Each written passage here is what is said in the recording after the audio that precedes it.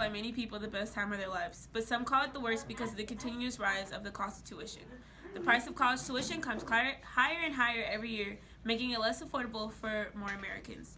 College should truly be the time in a young adult's life where they find themselves in the deep, dark abyss, more commonly known as debt. The cost of college tuition should be affordable for even the poorest American in order to not only educate more of America, but also to save the economy of the middle class and ultimately the United States government.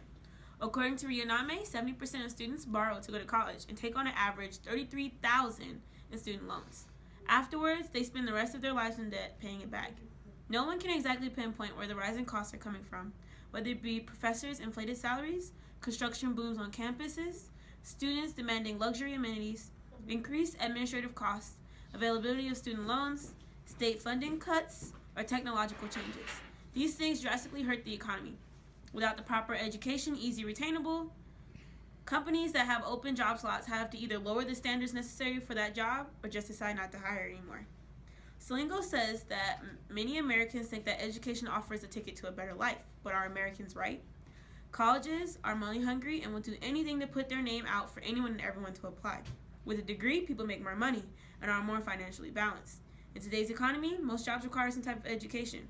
The more education you have, the more income you will have. This also applies to the government's funding as well. The more highly educated the citizens are, the more stable the economy is. So if college is something that can better the economy, why doesn't the government lower the costs? The facts about college tuition. Tuition costs have risen 150% since 1985, and 20% of community college students are falling back on loans. January 20th, President Obama proposed America's College Promise. This stated that students could complete an associate's degree for the first 2 years of a bachelor's degree without a cost. Some front runners for office, such as Bernie Sanders, Hillary Clinton, and Martin O'Malley, have talked about plans that if they get elected to office, they will increase federal funding.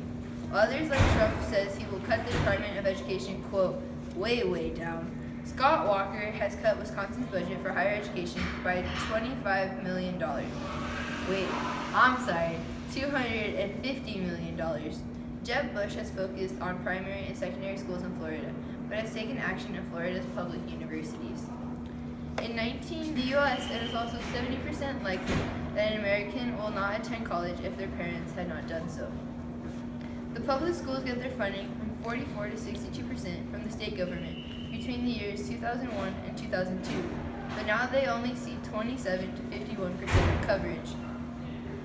Back to the difference for financial aid between a private and public school is around $10,000 to those in middle class. Those who are in desperate need and come from a low-income family only receive $8,000. In this case, the system for financial aid gives 3 times as much aid to the least needy to those that need it the most. It is said that the price for college will only get worse and higher before anyone sees a drop in prices, and this is so because colleges face a few reasons to cut prices and many reasons to raise them. Academic year, millions of students and families across America are struggling to pay the escalating costs of college. During these difficult economic times, soaring tuition and shrinking real incomes are making college less and less affordable. Over the past decade, state and local funding per student dropped by 25%, while tuition and fees at 4-year public schools increased by 72%. College is increasingly out of reach for students from working families and lower-income families. Our nation is losing ground in having a well-educated workforce that can compete in the global economy. 3 reasons college inflation is capital spending, faculty, and productivity. Colleges and institutions are competing with each other to have the best of everything and to bring up their rankings. They spend money on bigger and better things such as high-speed internet access, dining facilities, new gyms and theaters, apartments instead of dorms. Normally, 2/3 of the college budget goes to paying the staff, so higher paychecks result in higher tuition. By increasing the amount of students in a class, you seem to find the university searching for new researches, which result in higher prices and a higher demand. Colleges and universities contribute to the boost of prices almost at will. And those are the facts. This is a timeline of the rising cost of college tuition and fees. In 1980, on average, college tuition was $9,800. After 1980, college prices started to escalate. In 1990, on on average on college tuition was $12,910. In 1992, the reauthorization of the Higher Education Act was passed. It expanded students' eligibility for need-based aid and raised student loan limits. In 2000, studies show that more women are now attending college.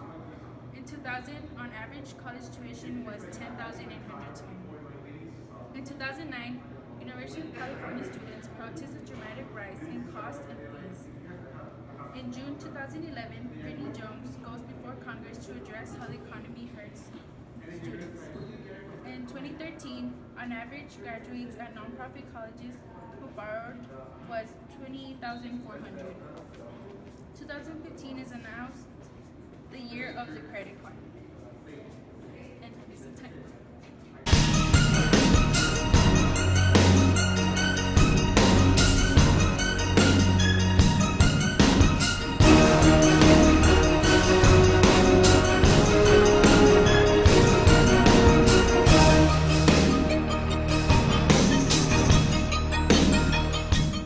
Caprice, what are the pros to you for having free college tuition?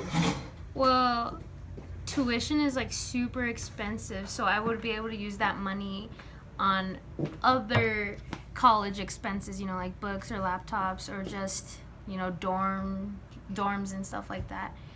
I feel like it would open a lot more opportunities for people that can't afford college or just tuition itself, you know. Those people would be able to go to college, or it'd help give them more of a chance to go, because I know my parents like could not afford college for the longest time. So yeah.